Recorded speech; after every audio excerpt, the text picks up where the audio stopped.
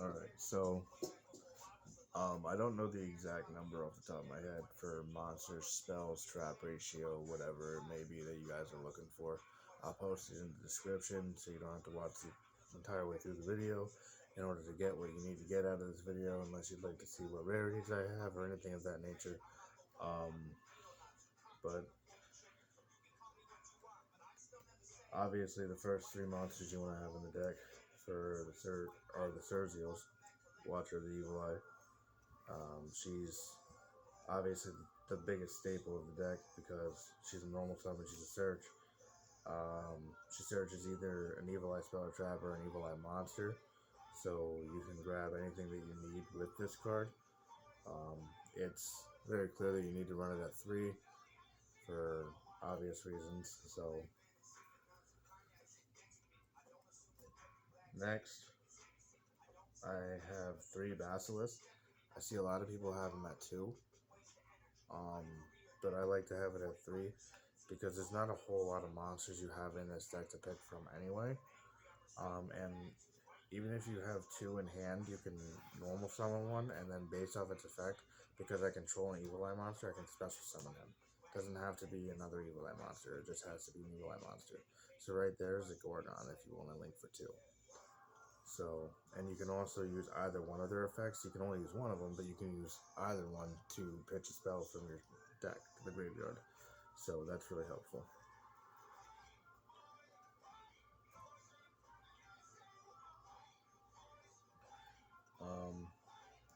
Next up, I run 2 Medusas, Watcher of the Evil Eye. I run 2 Medusas. A lot of people run 1.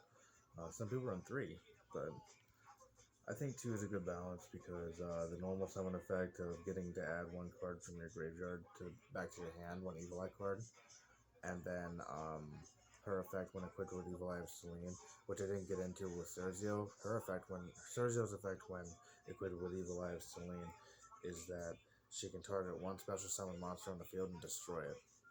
And then Medusa's effect when equipped with Evil Eye of Selene is that she can target 1 card in your opponent's graveyard and then banish it.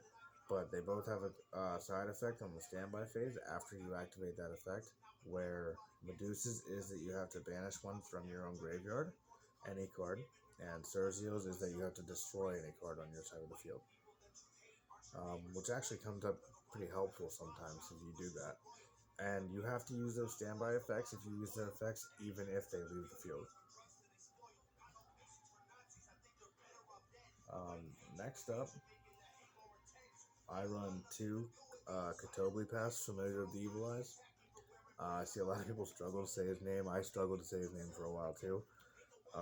Basically, what I do with him is I use one of the Evil Eye spell cards and send him to the graveyard, and then I special summon him from the graveyard to the field because I control another Evil Eye monster. So that's another free special summon that I can use to go up and link for 3. And plus, your main spell card that you want is the equipped spell Evil Eye of Selene.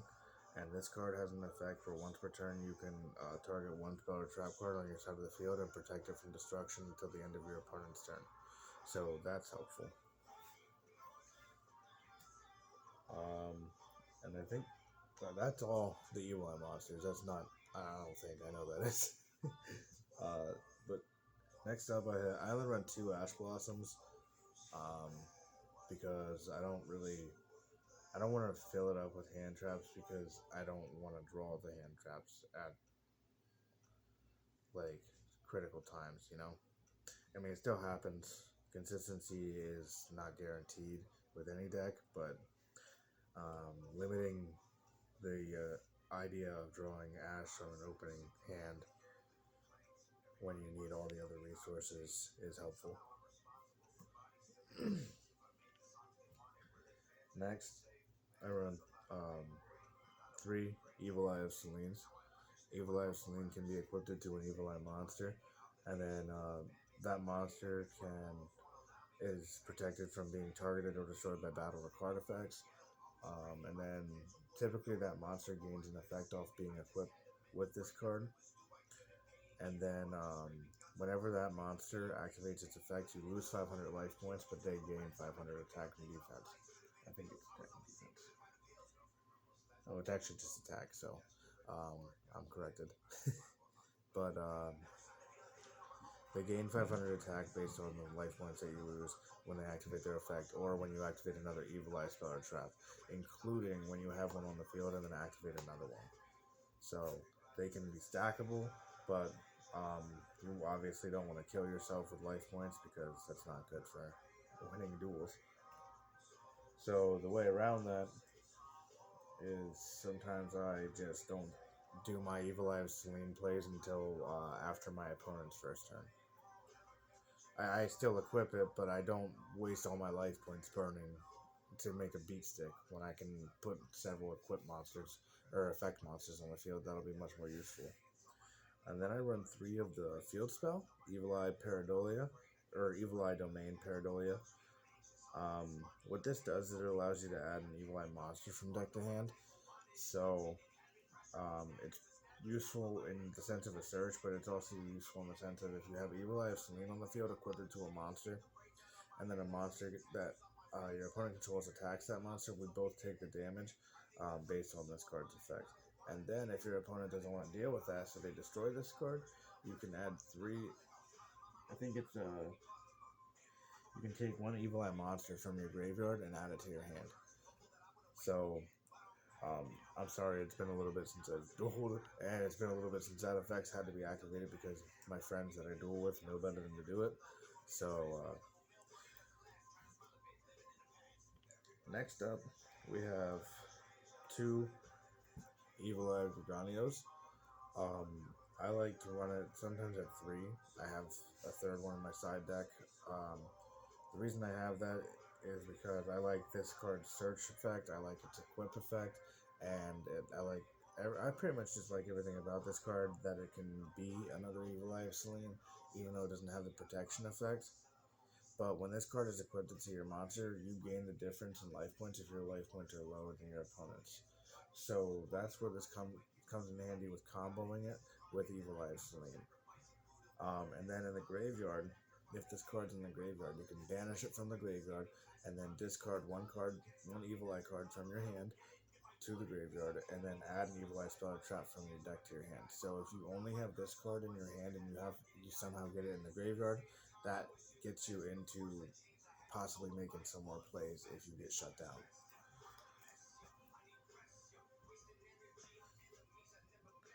And then I have 2 Evil Eye Awakenings. I see a lot of people run it at 3. I don't see a need to run it at 3 with the way that I have my deck built. So I think that it's fine to be at 2. Obviously, everyone gets to do their own thing, but if you want to have a deck build similar to mine, then I run mine at 2. Because basically all Evil Eye Awakening does is you activate it. If you have Evil Eye of Selene, you can special summon a monster from your deck, an Evil Eye monster from your deck. And if you have no Evil Eye monster and you just activate it, you can special summon an Evil Eye monster from your graveyard or your hand. So it's a free special summon, but it's only once per turn, and I don't want to have a clogged hand with 3 or 4 of these. Obviously not 4, but 2 or 3 of these. I mean, so next up, we go to Evil Eye Repos. I run at 2 because it's a free draw. And if you have Evil Eye of Selene, it's going to be a free power-up. Also, it's an added effect along with Evil Eye of Selene. Because if you battle with a monster that's equipped with Evil Eye of Selene, while you have this on the field, it's a continuous spell.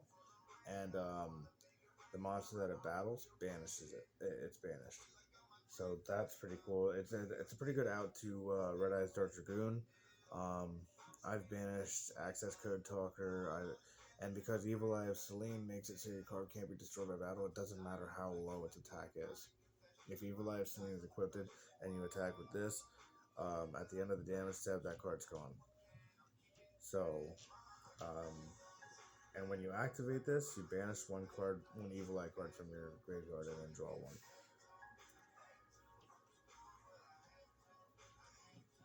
Next up, I run 2 Infinite Impermanence. If you play Yu-Gi-Oh, you know what it does. Um, if you don't have any cards on the field, you can activate it from your hand. You can target one monster your opponent controls and negate its effects for the turn. If you set it on the field, say it's in the middle column, and your opponent has a spell card in the middle column, and then summon a monster, you activate Infinite Impermanence, and it negates the spell card and the monster.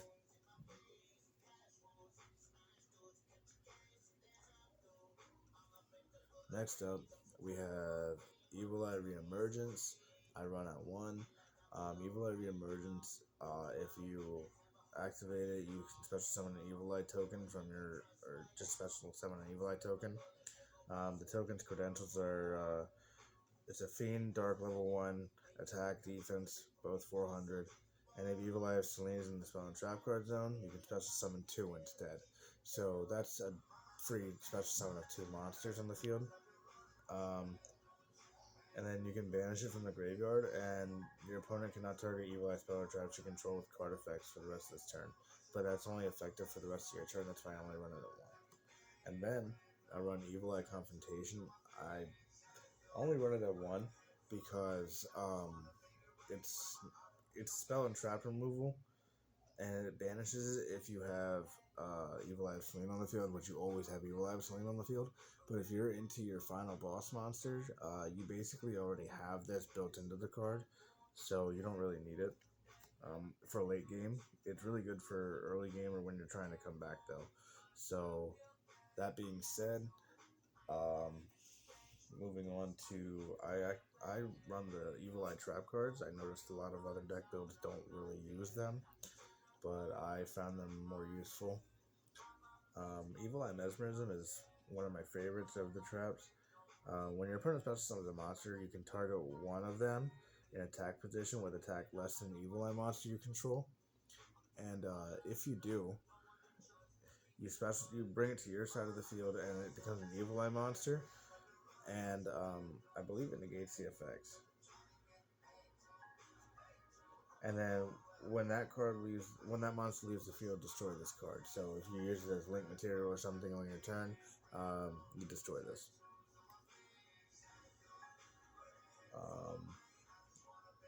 Next, I use Evil Eye Defeat. Evil Eye Defeat is a really good trap card in my opinion, because if you have Evil Eye monster, you can target one monster on the field and return it to the hand. It doesn't have to be your opponent's. You can target your own monster if you don't want your monster to get destroyed. And you can target your opponents if your opponent only has like a normal summon and you know that.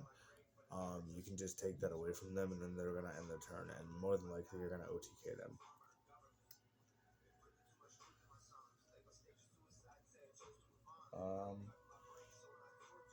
Next up, we have Evil Eye Retribution. It's a counter trap, so it's faster. It's spell speed 4, I think. I don't know if it's 3 or 4, whatever the fastest one is. So it's the fastest spell speed, and what it does is if your opponent activates a spell or trap card while you have Evil Eye of Selene on the field, they can't respond to this, and it can't be negated. Yeah, this can't be negated. But if your opponent activates a spell or trap card while you have an Evil Eye monster on the field, you activate this counter trap and it negates it. So if you say you only have your normal summon, your opponent effect out it, and then you have this in your hand. You set it with your Evil Eye of Selene or something on the field, and then your opponent says, "Oh, well, I have Pot of Prosperity." They go to activate it. Oh, no, you don't. Unless they have something to do about that, but I highly doubt they're going to have something to deal with the spell speed 4, negating a Pot of Prosperity.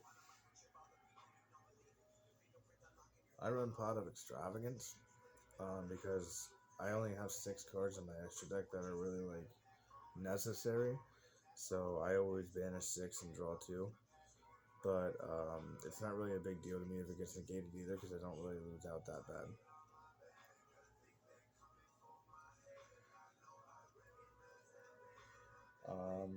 Next up, I run a Super Polymerization because it can't be responded to, and my deck is full of dark monsters, so it's perfect for Starving Venom Fusion Dragon. Sorry, it's perfect for Starving Venom Fusion Dragon. And most decks nowadays, I've noticed that they have, if they don't have darks in their deck, they have darks in their extra decks. So that's cool for me to be able to take tools away from them too. Um, Next up, I'm just gonna kind of like lay these next three cards out because they're all just like not duplicates, so it's just gonna go faster if I do it this way. I don't want to take up too much more time. Um, I'd run one Called by the Grave because obviously you can only have one, and Called by the Grave negates a card or a monster in the graveyard. You, it's a quick play spell, so you can activate it from your hand if your opponent activates a hand trap on your turn, or you can set it and then you can activate it on your opponent's turn. Um, well, like I said, it just banishes a monster in the graveyard and negates it. There can be only one. It makes it so each player can only control one monster of each type. And if they control more, they have to select which one to send to the graveyard. And then I have deck lockdown. That's for after you set up your play. You set deck lockdown. You play deck lockdown on the field for the next 2 turns. Nobody can add cards from their deck to their hand except by drawing. So most decks are going to end up being really, really destroyed by this because the inability to search is crippling in today's Yu-Gi-Oh meta.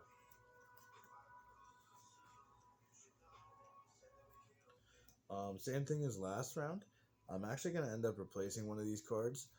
Um, I'm just going to use the next 4. I'm going to end up replacing the middle one because I found out that it's not as useful as I thought it was. I mean, it's pretty good in desperate situations, but I don't want to have it anymore. I have a Macrocosmos. That's my favorite to use. Most people know what Macrocosmos does. But anyway, any card sent to the graveyard is banished instead. So that stops a lot of decks nowadays too. Torrential Tribute. That's the platinum rare from the Noble Knight set. It's a beautiful rarity. Torrential Tribute is when a monster is summoned to the field, you can destroy all monsters on the field. So, nothing else to it. And then I have Warning Point, which is when a monster is summoned to this target or this turn, that face-up monster cannot attack. Its effects are negated. Also cannot be used as material for a synchro, fusion, or XYZ link or a link. So there's a couple things that it can't be used for then. So it's pretty useless. And I run one Dark Ruler No More. And Dark Ruler No More is negate the effects of all face-up monsters your opponent controls until the end of the turn. But also for the rest of the turn, they don't take any battle damage or effect damage. So it's pretty good to break a board, but at the same time, you got to remember that after you break that board, you still have to survive another turn because you are not going to be able to do damage. So that's it for the main deck for how I have it built now. Whenever I make changes, I'll just update it. These are Dragon Shield sleeves, by the way. They're beautiful sleeves. I love them. I've dropped my deck a couple times in the deck box. Of course, I have an Ultra Pro deck box.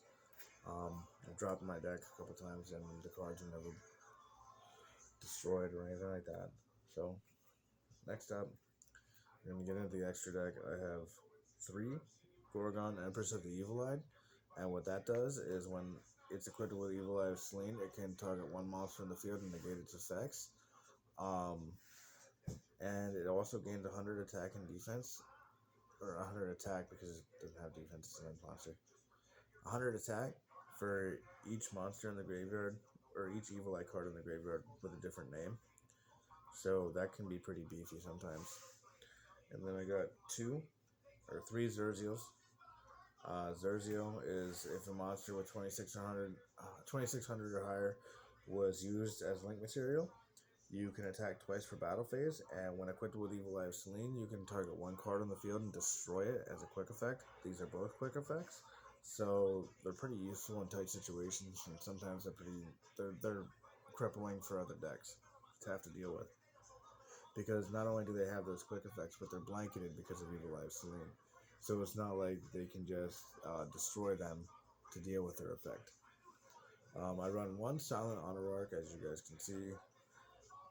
And Silent Honor Arc is just Desperation XYZ. If I have somehow 2 level 4s on the field and no other plays, that's what I'm doing.